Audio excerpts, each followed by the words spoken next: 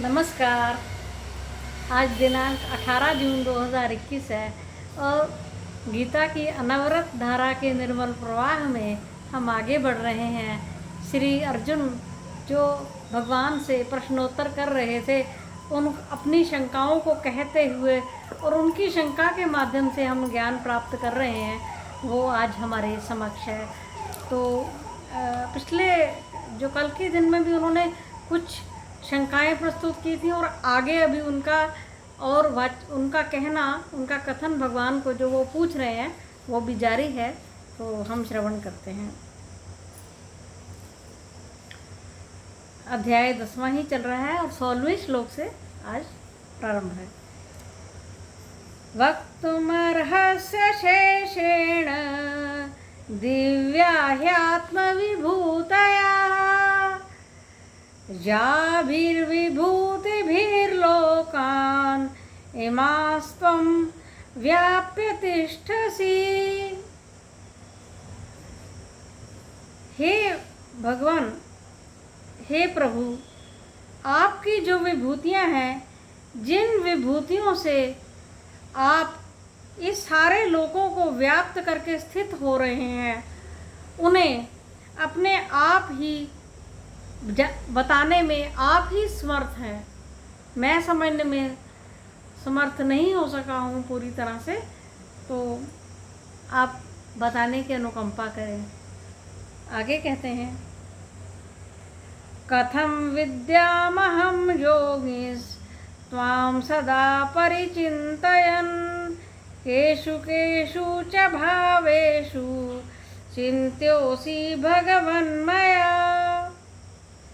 हे योगिन, भगवान को योगी कहकर संबोधित कर रहे हैं अर्जुन। हे योगिन, आपका सदा चिंतन करता हुआ मैं किस प्रकार आपको जानूं। हे भगवान, आप किन किन भावों में व्याप्त हैं, किन वस्तुओं को मेरे द्वारा चिंतन किए जाने योग्य है, वो बताएं। आगे कहते हैं अर्जुन, विस्तरेण आत्मनो योगं विभूतिं च जनार्दन भूयः कथ्य तृप्तिर्हि शृण्वन्तो नास्ति मे मृतम्।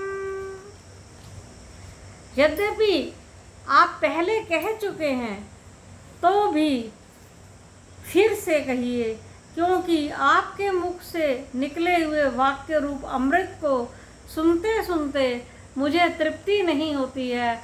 मैं पुनः सुनना चाहता हूँ। तो अब भगवान कहते हैं, श्री भगवान वाच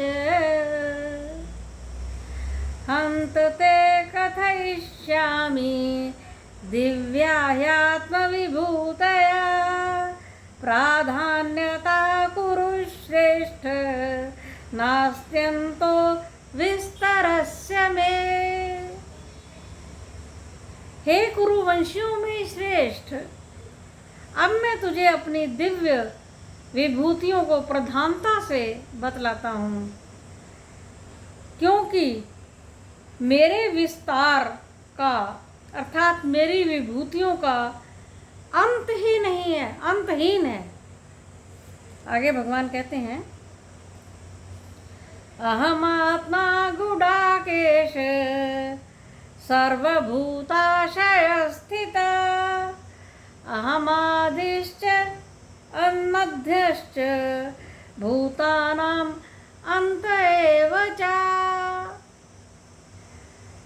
हे गुडाकेश,